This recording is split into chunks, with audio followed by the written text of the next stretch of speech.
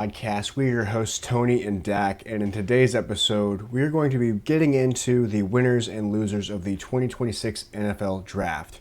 What that means, Dak and I have chosen two teams each, one team AFC, one team NFC, as our winner and our loser for each conference, respectively.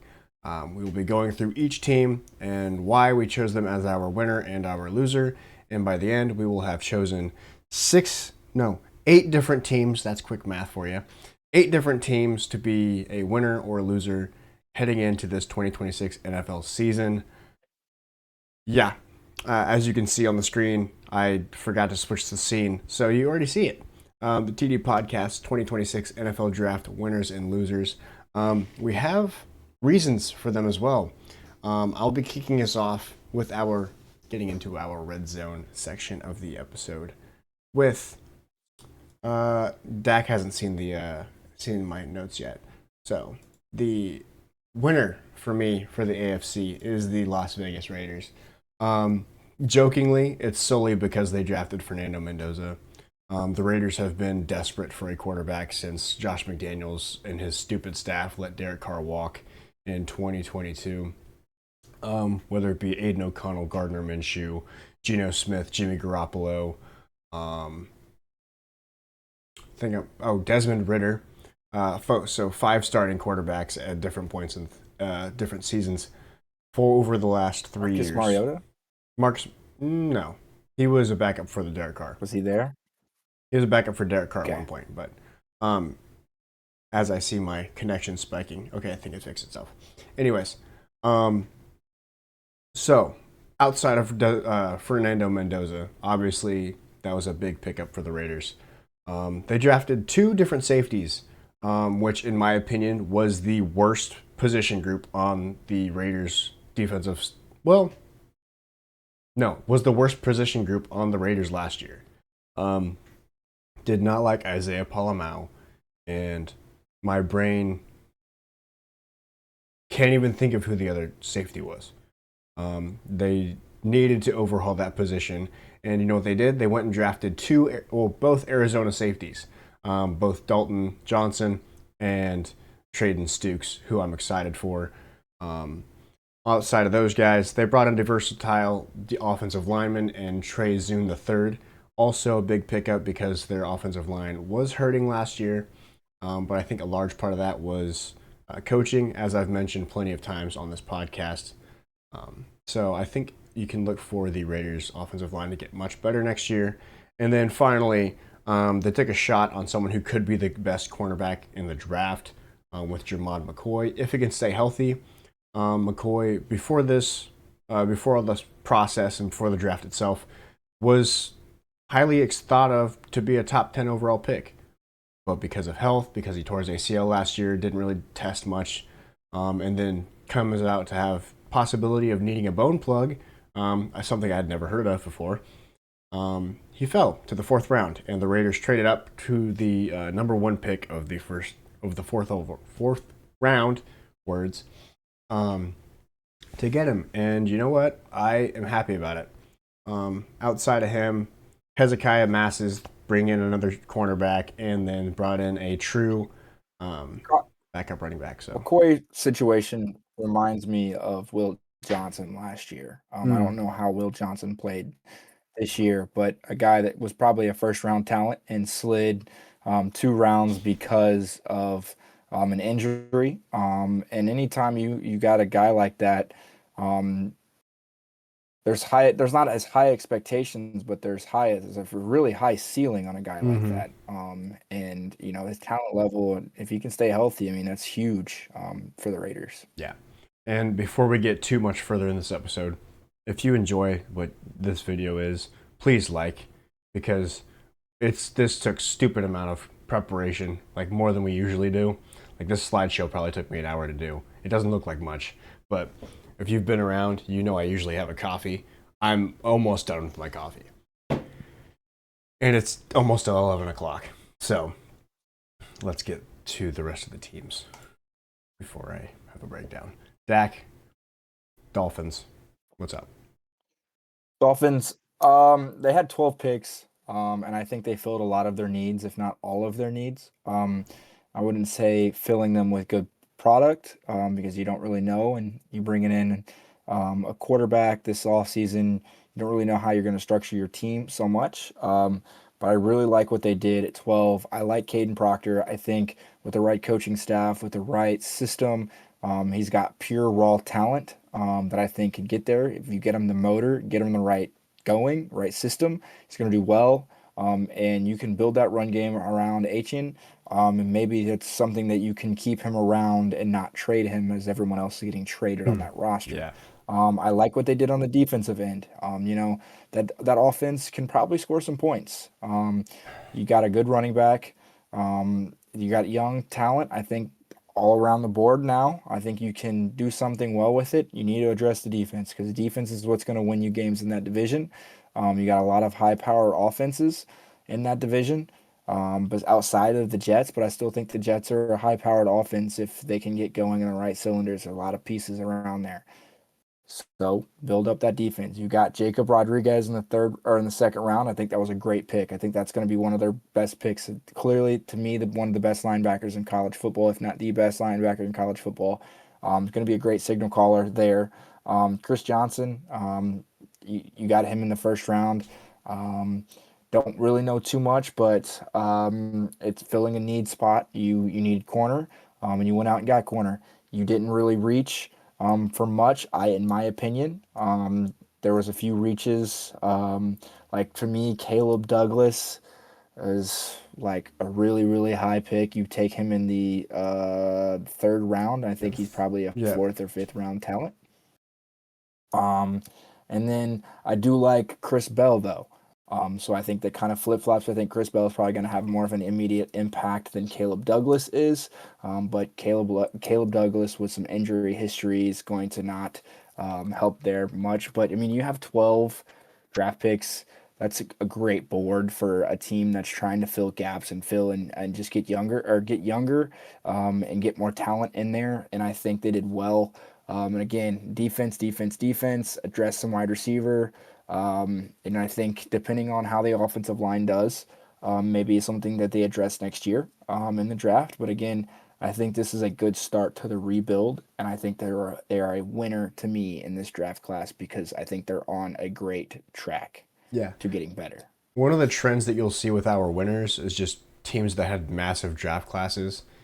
And it really just comes down to the more shots you have to take, the more likely you are to hit your shots.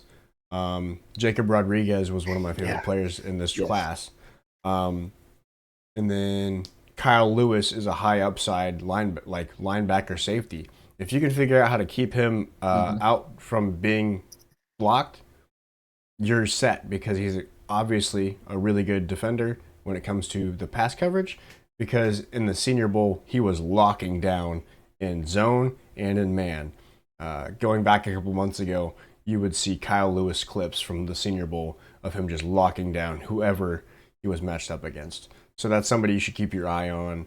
Um, he might be a more niche player just because of his build and lack of ability to take on blocks, but if he can just stay in coverage, he should be in a good spot. So those are our two winners from the AFC. Getting into our NFC winners, I have the Carolina Panthers. Much to my surprise, actually. I was going through draft classes and I was like, I don't know who to pick. I didn't want to just throw a dart and say that's who I wanted to be the winner. I've already talked about the Cowboys in our last episode. If you didn't watch that, go watch our episode from last week where we just jumped into the first round overall. So the Carolina Panthers, they drafted a high upside tackle with Monroe Freeling. Most analysts said that he would be a later first round pick, drafted in 19. Sounds like it was right on the money. But he's going to be like a Colton Miller. Colton Miller, but drafted back in 2018, maybe ish, 2018, 2016. Took a while to get going. But being a Raiders fan, I was fully aware of it. I was not happy that they drafted Colton Miller at the time, but now I am. And Monroe Freeling seems to be in that same mold.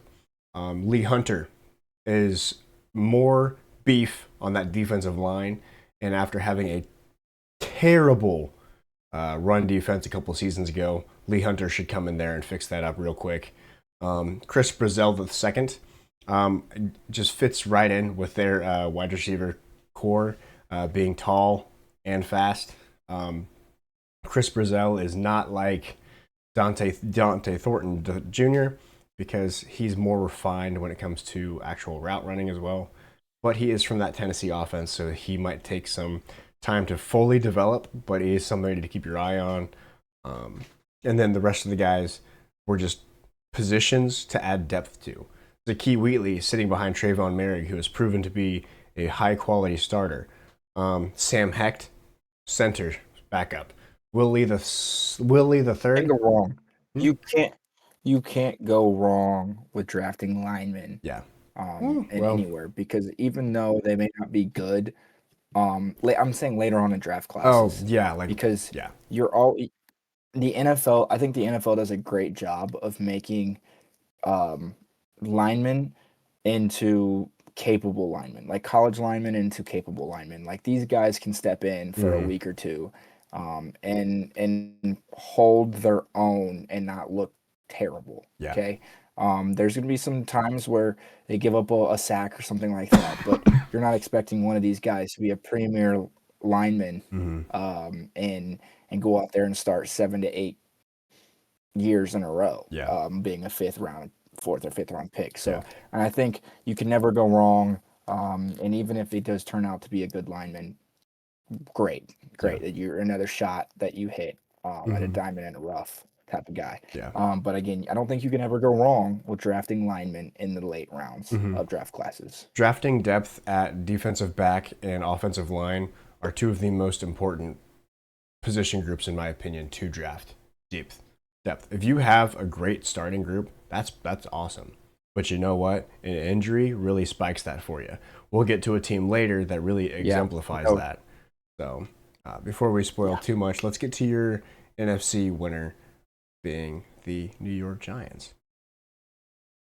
The New York Giants, to me, they had some really high picks. You have 3 picks inside, or 4 picks inside the top 75, and that's crazy. You Mm-hmm. got a lot of talent in the top 75. Normally, in every NFL draft, you have the top 75 can be career alter or not Team career. altering.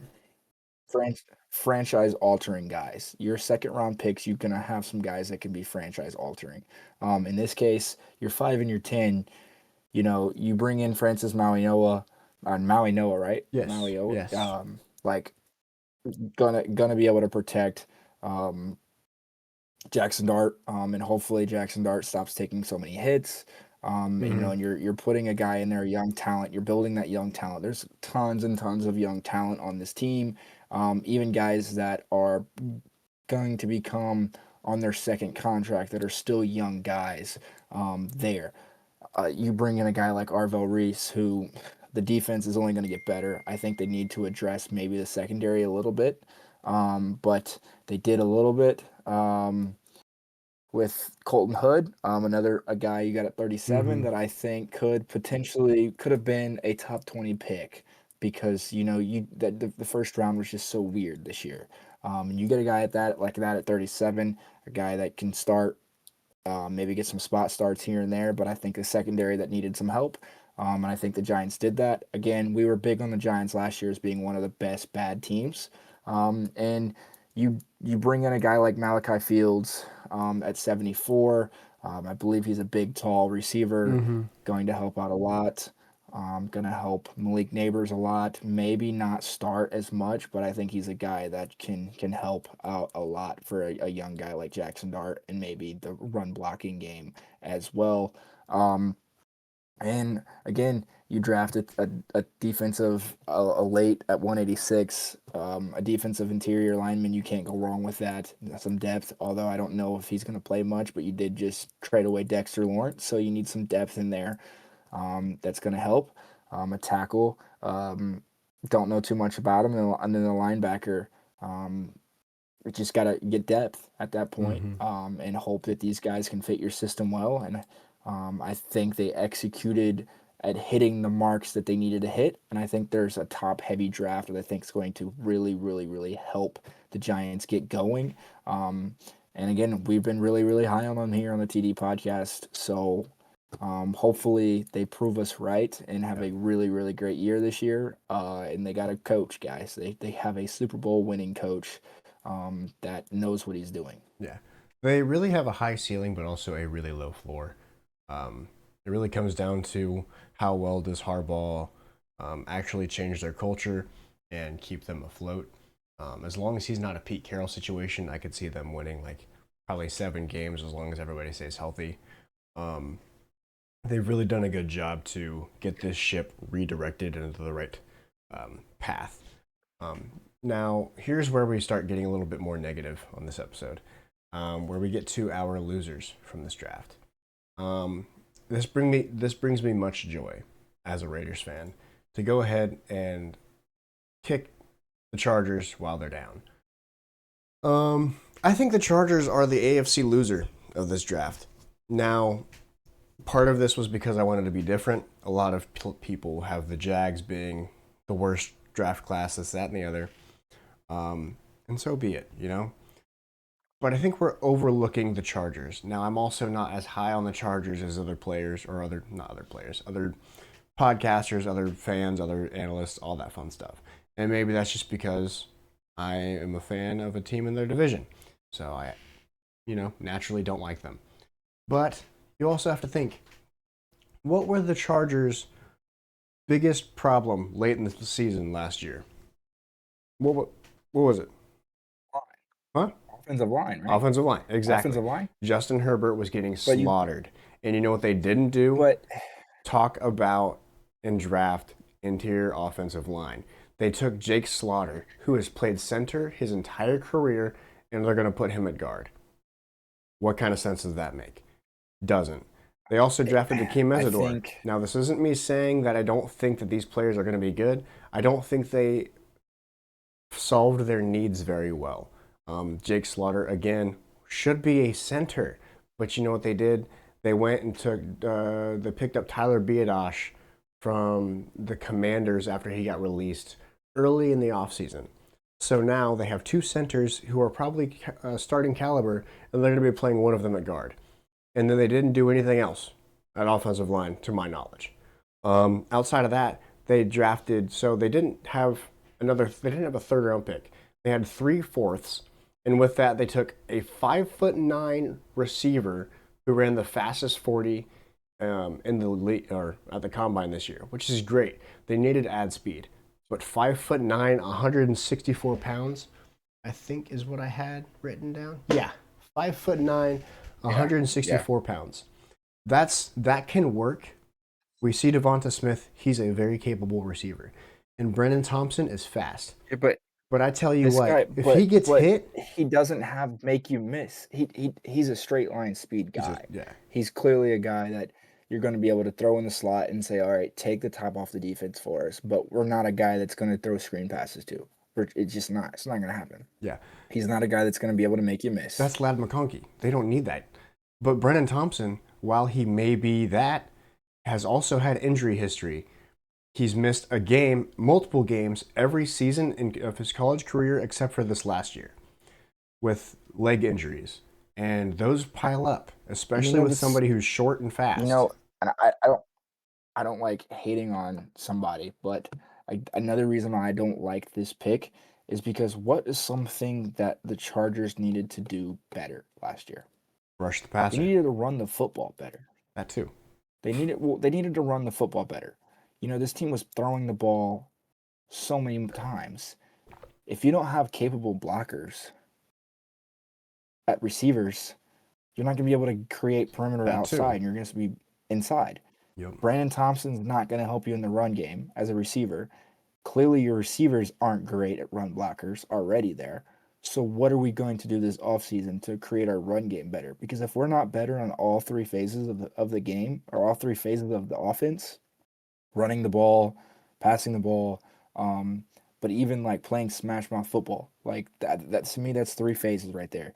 Your medium or your short short plays, your medium plays, and deep plays, right? Yeah. You got to be able to play. You got to be able to smash the football, but you also got to be able to expand on that run game downfield, and that's something that the 49ers do so well. Is the receivers block downfield really well. Mm-hmm.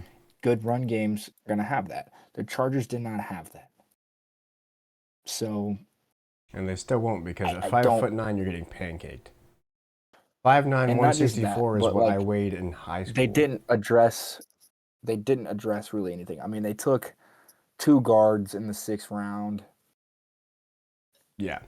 Do they have a lot of experience They're playing really football? banking on Joe Maybe. Alt and Rashawn Slater being healthy this year because Mike McDaniel's also a run-heavy offensive play caller.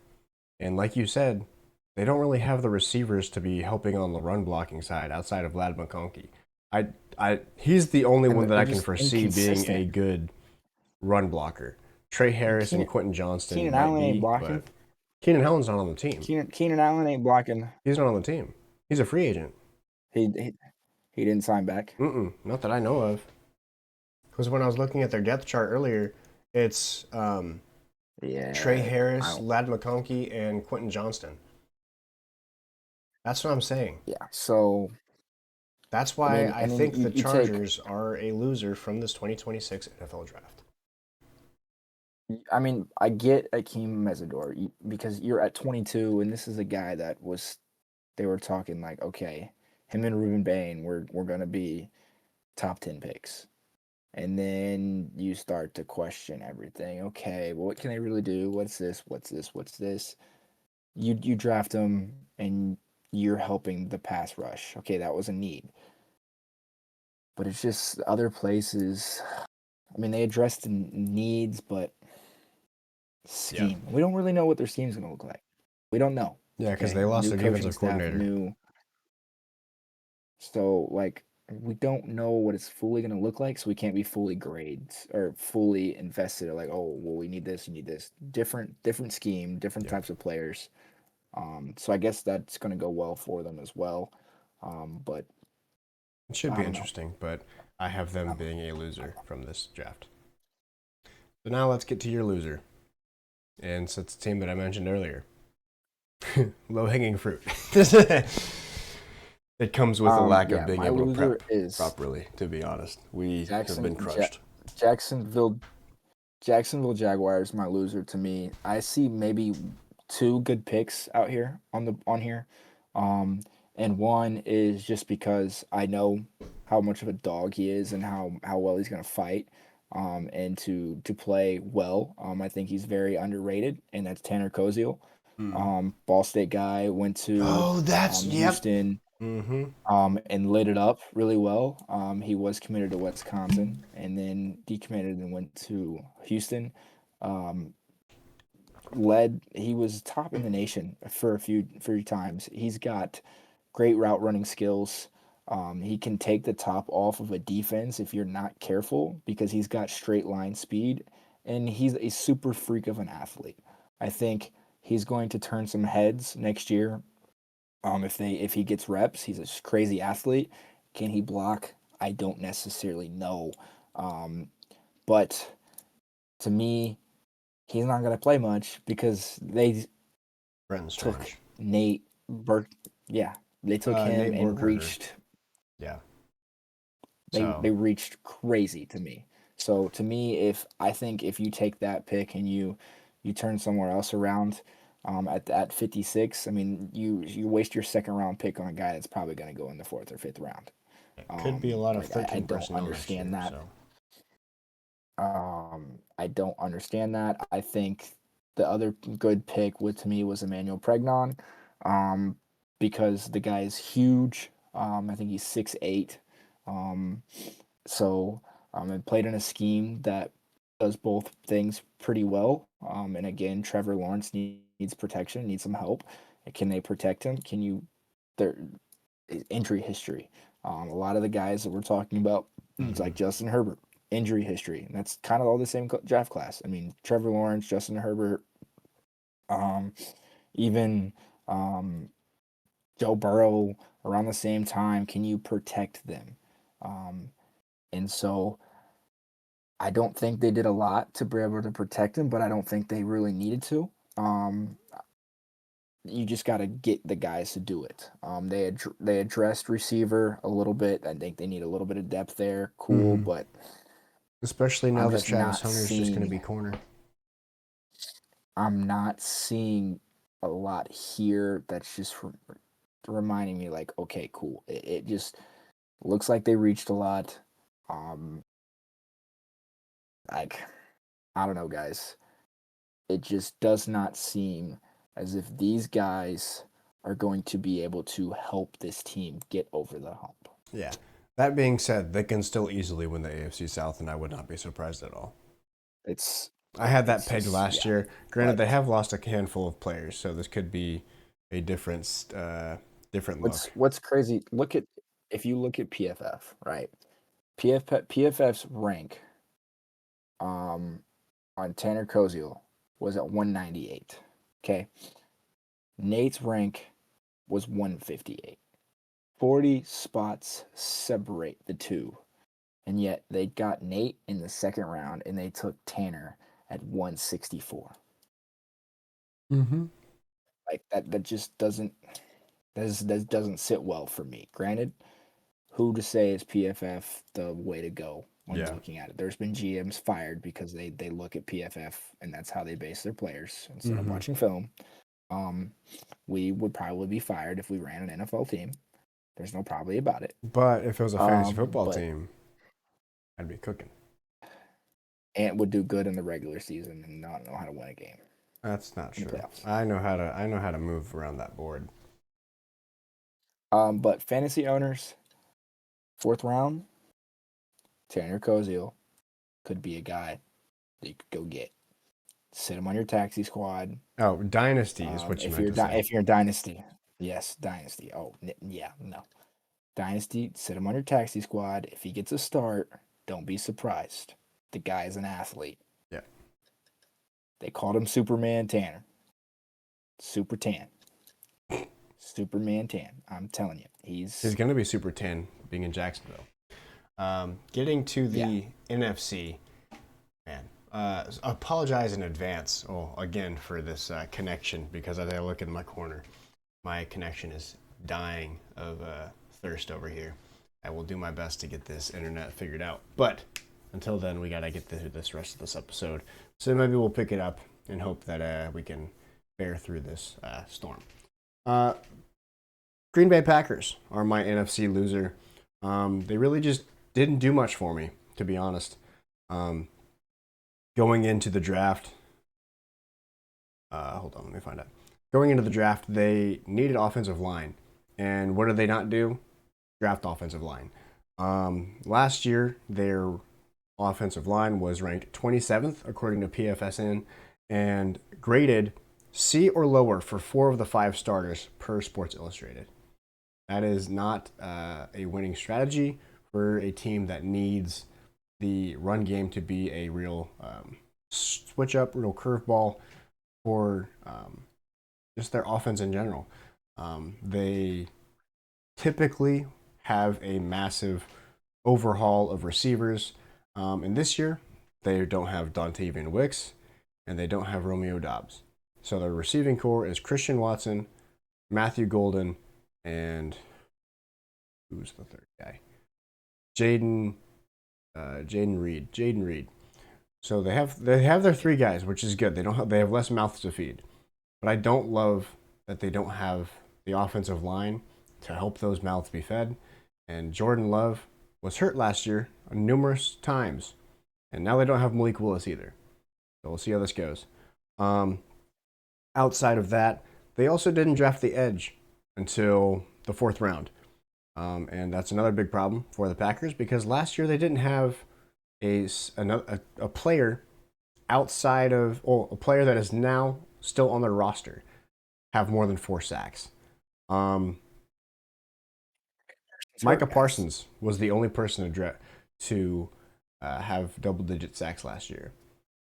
Everybody else that had, there's one other guy that had 7.5 sacks. I believe it was King Bari. I think that's his name. He left in free agency. Lucas Van Ness also left in free agency. So now what are you going to do? Especially when you didn't draft defensive line. And the last point was every other team in their division took obvious steps forward this offseason, while the Packers did not and lost key players. So, not a fan of their offseason. I feel like the Packers are always trying to take a step ahead, but yet they're trying too hard to take a step ahead and not fill the gaps that they need right now. Yeah. And that has been a Packers thing that I've seen repeatedly. And speaking of a team that didn't fill the needs that they had right now, the San Francisco 49ers are my loser. I think they did a good job of getting depth. Okay, because we all know the 49ers, like I said on the previous episode, will have 15 spots loading for the IR in the first 10 weeks of the season. They'll have 15 guys on the IR, if not more. So you go out and you get depth. Okay, I get it. But why in the world, why are we taking a receiver that just doesn't. He's a good blocking receiver. Okay, I give you that. He's a good run blocker, and he's going to fit the scheme well. But this guy does not have breakaway speed. He's got some jiggle and some wiggle off some curl routes. Jiggle and wiggle. But he's not a breakaway speed guy. You need a guy that can get you breakaway speed. Okay, Ricky Pearsall is a true moving into that wide receiver one role. Mike Evans, he ain't got that breakaway speed. He's 33 years old. What are you going to do from here? I don't think you brought Demarcus Robinson back. And so for me, that's why I give you that. I'm not huge on Kalen Black, although he is an IU guy. Hold on. I recall draft night you saying you were excited about that, but not at 90. Okay. I'm excited because I think he's going to fill a RB3 role well, because I don't think he's going to be RB1 or RB2. Brian Robinson, I believe, still exists, and I think he's still there. He could have been a free agent, but I'm not 100% sure. Top of my head. But you got a lot of depth at defense and defensive line. Yeah. Why did you take another edge? Why? You took another edge at 70 when you went out and you drafted Mykel Williams last year. 70, like the first 75 picks to me are guys that are going to come in and they're going to compete for a starting role. I don't think Romello Height is going to compete for a starting job.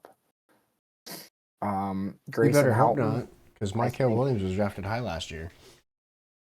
He was drafted at what, 3? What? Romello Height? No, not 3. Mykel Williams was a first round draft. Wasn't he drafted? I thought he was at like. He was a first round pick. No, not 3. Yeah, but it wasn't at 3. No, that's. But yeah, he drafted really high. Jaden Duggar, great pick, not at 154. The guy's great run. Flexing. I also the guy is a great run defensive guy. Starts. Better. And can do well in the linebacker role as a run defensive guy, but I don't think he's going to do great. Wait, don't you guys have this guy too? I think. Did you guys trade for Osa Digizila? I couldn't even see it. Maybe. Oh, and then you trade D Winters on draft night, which is not like. I don't understand the trade. Dre Greenwell's health has not been great. So, yeah, not a fan of the draft class this year. And didn't fill all the gaps that I think we needed to fill.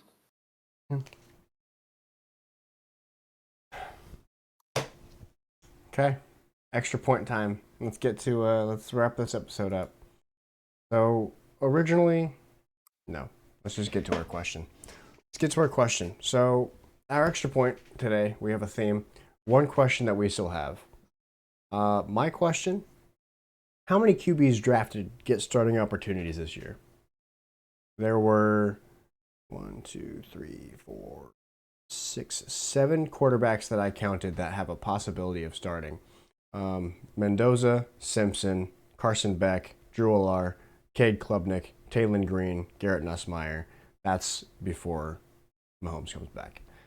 So of those 7, who do we think starts at some point this season? Mendoza, Clearly, obviously. clearly Mendoza. Clearly Mendoza. I think Carson Beck does not, because Jacoby Brissett was doing that offense well last year, and they were But they didn't win a performing well with game. him. I think it was more of a defensive problem. I think it was more of a defensive problem for them. Their defense couldn't get stops. Um, I think Drew Allar could and be then fun. they can't. Yeah. But then back to the Cardinals, they also have Jimmy G there, or not? No, Jimmy G or Gardner Minshew. One of the That's two. Minshew. I get them confused because they're both career backups and will never be more than that. And they had a good run with a team. Hmm. Drew Aller could. Drew Aller could, but I think it's a Mason Rudolph story this whole entire year, and then we'll figure out who we want as the career backup. Yeah, And Drew Aller or Will Lewis. Will Lewis, yeah. yeah, I think the last guy. I mean, Ty Simpson could. It really comes down to if Matt Stafford gets hurt. If Matt Stafford gets hurt, then he'll start. Now, Stinson Bennett is such a football guy and knows that system way too well. I don't give a hoot nor a holler about football guy. Ty Simpson is a project guy that won't start a game. You know who Maybe else will was a only dress for project a game guy? this year? It was drafted Anthony much Richardson higher. and the Yeah, Colts. exactly. And the Yeah. Colts just declined his 5th-year option, as they should. But Well, they were gonna trade him, and now Daniel Jones is MIA. But so Mendoza, I think Drew Allar, Carson Beck, Aller, whatever. Depends on how you say it.